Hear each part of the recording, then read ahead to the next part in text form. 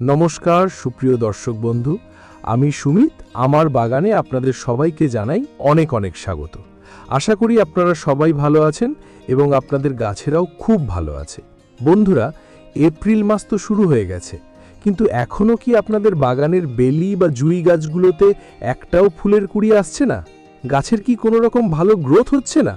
অনেক যত্ন করছেন, হয়তো অনেক নামি দামি সার দিচ্ছেন, তাও দেখছেন গাছটা কেমন ঝিমিয়ে আছে বা শুধু পাতা বেরোচ্ছে কিন্তু ফুলের দেখা নেই। বন্ধুরা, এই সমস্যাটা কিন্তু আমাদের অনেক বাগানি বন্ধুরই হয়। আমরা যখন দেখি অন্য সবার বাগানে ফুল ফুটে গেছে কিন্তু আমার গাছটা ফাঁকা পড়ে আছে, তখন মনটা সত্যিই খারাপ হয়ে যায়। অনেকে আবার ভাবেন যে হয়তো গাছটাই খারাপ, কিন্তু আসলে তা নয়। আমরা হয়তো ছোট ছোট কিছু ভুল করে ফেলি অথবা সঠিক সময়ে সঠিক জিনিসটা গাছকে দিতে পারি না। আজকের ভিডিওতে আমি আপনাদের সম্পূর্ণ ঘরোয়া একটা জাদুকরি খাবার তৈরি করে দেখাবো। একদম রান্নাঘরের ফেলে দেওয়া জিনিস দিয়ে তৈরি এই খাবার প্রয়োগ করলে আপনাদের বাগানের প্রত্যেকটা বেলি ও জুই গাছে যেমন চমৎকার গ্রোথ হবে, ঠিক তেমনি প্রত্যেকটা ডালে আসবে অগণিত কুড়ি। যদি আপনাদের ছাদ বাগানে অথবা আঙিলা বাগানে বেলি ও জুই ফুলের গাছ থেকে থাকে, আর যদি সেই গাছের গ্রোথ ভালো হওয়া সত্ত্বেও কুড়ি না আসে, অথবা কুড়ি আসার পরেও যদি দেখেন কুড়িগুলো হঠাৎ করে হলুদ হয়ে ঝরে পড়ে যাচ্ছে, এমনকি ফুলের সাইজও যদি খুব ছোট হয়, তবে আজকের ভিডিওর প্রত্যেকটা পয়েন্ট আপনারা খুব মন দিয়ে ফলো করার চেষ্টা করবেন। কারণ মনে রাখবেন বন্ধুরা, শুধুমাত্র মুঠো মুঠো খাবার দিলেই কিন্তু গাছে প্রচুর ফুল আসে না। তার জন্য জানতে হয় বেশ কিছু জরুরি টিপস, যে টিপসগুলো মেনে চললে তবেই কিন্তু আপনাদের বাগান ফুলে ফুলে ভরে উঠবে। তাই কি সেই বিশেষ খাবার আর কি সেই জরুরি পয়েন্টগুলো, সেটা জানতে হলে আজকের এই ভিডিওটা কিন্তু একদম শেষ পর্যন্ত দেখতে হবে। একটুও স্কিপ করলে চলবে না।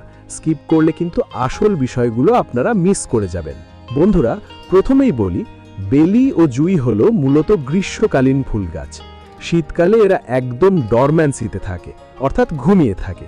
ফেব্রুয়ারি মাস আসার সাথে সাথেই এদের ঘুম ভাঙে আর ধীরে ধীরে গ্রোথ শুরু হয়। যদি আপনারা আমার চ্যানেলের ফেব্রুয়ারি মাসের পরিচর্যার ভিডিও দেখে থাকেন আর সেই মতো কাজ করেন, তবে এতদিনে আপনাদের গাছে কুড়ি চলে আসার কথা। কিন্তু যদি আপনারা সেই কাজগুলো না করে থাকেন, তবে প্রথম যে কাজটা এখন করতে হবে তা হলো হার্ড প্রুনিং। এখনও সময় আছে। গাছের মোটা মোটা ডালগুলো কাটারের সাহায্যে কেটে দিন, বিশেষ করে যেগুলো অনেক লম্বা হয়ে গেছে।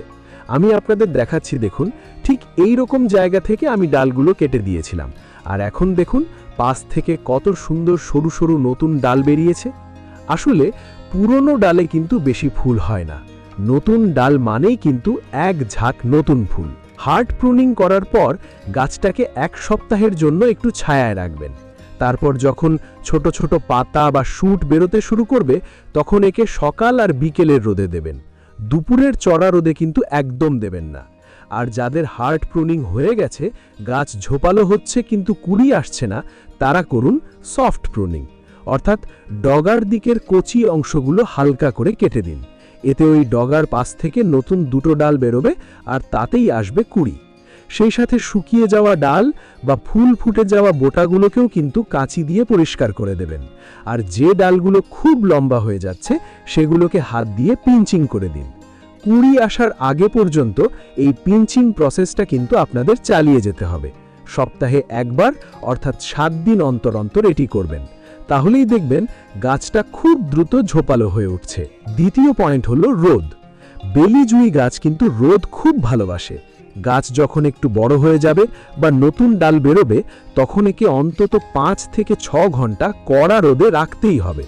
পর্যাপ্ত রোদ না পেলে কিন্তু কোনোভাবেই বেশি কুড়ি আসবে না। আর 3 নম্বর সমস্যা হলো কুড়ি হলুদ হয়ে ঝরে যাওয়া। এটা মূলত হয় আবহাওয়ার তারতম্যের কারণে বা অতিরিক্ত জল দেওয়ার ফলে। টবের মাটি যদি সব সময় কাদা কাদা হয়ে থাকে, তবে কিন্তু কুড়ি ঝরবেই। তাই বুঝে শুনে জল দেবেন। এছাড়া পোকামাকড়, বিশেষ করে ল্যাদা পোকা উপদ্রব হলে কুড়ি নষ্ট হয়ে যায়। তাই গাছকে সবসময় পরিষ্কার রাখতে হবে। এবার চলুন আমরা আসল খাবারে আসি। যে কোনো খাবার দেওয়ার আগে টবের আগাছাগুলো একদম পরিষ্কার করে নেবেন, কারণ আগাছা থাকলে আপনার দেওয়া সারের ভাগ ওরাই আগে খেয়ে নেবে, গাছ পাবে না। এরপর নিড়ানি দিয়ে টবের মিডিয়াটা খুব ভালো করে খুশে নেবেন। মাটি একটু শুকনো থাকলে খাবারটা খুব ভালো কাজ করে। এবার আমি প্রথমে দুটো শুকনো খাবার মাটিতে দেব। প্রথমটা হলো হলুদ গুঁড়ো। 8 ইঞ্চি টবের জন্য হাফ চামচ আর 10 ইঞ্চির জন্য 1 চামচ হলুদ গুঁড়ো চারদিকে ছড়িয়ে দিন। এতে মাটিতে থাকা ফাঙ্গাস মরে যাবে আর শিকড় ভালো থাকবে। এরপর দেব 1 মুঠো ভার্মি কম্পোস্ট বা পুরনো গোবর সার। এতে থাকা ন্যাচারাল এনপিকে গাছের গ্রোথকে অনেক গুণ বাড়িয়ে দেবে।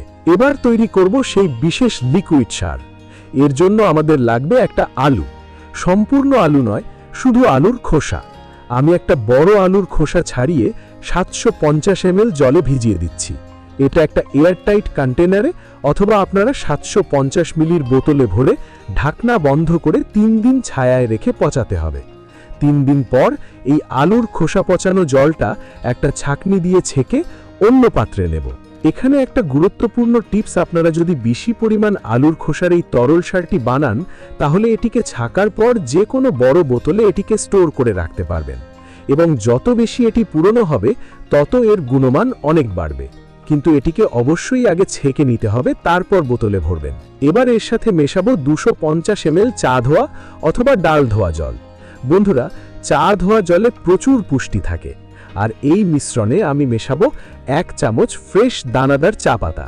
পাউডার চা পাতা নিলে ভালো কাজ হবে না। যদি আপনারা এখানে ব্যবহৃত চা পাতা ব্যবহার করেন তাহলে সেটিকে ভালো করে আগে ধুয়ে রোদে শুকিয়ে 2 থেকে 3 চামচ পরিমাণ ব্যবহার করবেন। চা পাতায় থাকা ট্যানিন অর্থাৎ ট্যানিক অ্যাসিড মাটিকে অ্যাসিডিক করবে, যা বেলি জুই গাছের জন্য খুব জরুরি। তো এই 1 লিটার ঘন মিশ্রণ তৈরি হলো। এর সাথে আরও 1 লিটার সাধারণ জল মিশিয়ে মোট 2 লিটার পাতলা লিকুইড সার তৈরি করে নিন। এবার এই খাবারটা ভালো করে মিশিয়ে প্রতি 10 দিন অন্তর অর্থাৎ মাসে 3 বার গাছে দেবেন। এক একটা 8 ইঞ্চি টবের জন্য 500 ml খাবারই যথেষ্ট। এই গরমে রাসায়নিক সার এড়িয়ে এই জৈব খাবারটা ব্যবহার করে দেখুন, গাছের চেহারাই বদলে যাবে। শেষে বলি পোকামাকড় আর মাইক্রোনিউট্রিয়েন্টসের কথা।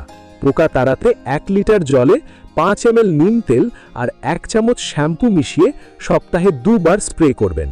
আর গাছের সামগ্রিক পুষ্টির জন্য 15 দিনে একবার বায়োভিটা এক্স বা যে কোনো সিউইড লিকুইড স্প্রে করলে রেজাল্ট আরও ভালো পাবেন। তো বন্ধুরা, এই ছিল আজকের বেলি ও জুই গাছের এপ্রিল মাসের স্পেশাল পরিচর্যা। এইভাবে যত্ন নিলে আমি নিশ্চিত আপনাদের বাগান ফুলে ফুলে ভরে উঠবেই। আজকের ভিডিওটা যদি আপনাদের সামান্যতম কাজে লাগে বা ভালো লেগে থাকে তাহলে প্লিজ একটা লাইক দেবেন আর বন্ধুদের সাথে শেয়ার করে দেবেন। চ্যানেলে যদি নতুন হয়ে থাকেন তবে এই রকম সহজ সরল বাগান সংক্রান্ত ভিডিও পেতে চ্যানেলটা সাবস্ক্রাইব করে পাশের বেল আইকনটা প্রেস করে রাখবেন। কোনো প্রশ্ন থাকলে কমেন্টে অবশ্যই জানাবেন। আজকের মতো এইটুকুই। ভিডিওটা সম্পূর্ণ দেখার জন্য আপনাদের সবাইকে জানাই অসংখ্য ধন্যবাদ। আবার দেখা হবে নতুন কোনো গাছের সুন্দর টিপস নিয়ে। সবাই খুব ভালো থাকবেন, সুস্থ থাকবেন এবং আনন্দে বাগান করবেন। ধন্যবাদ।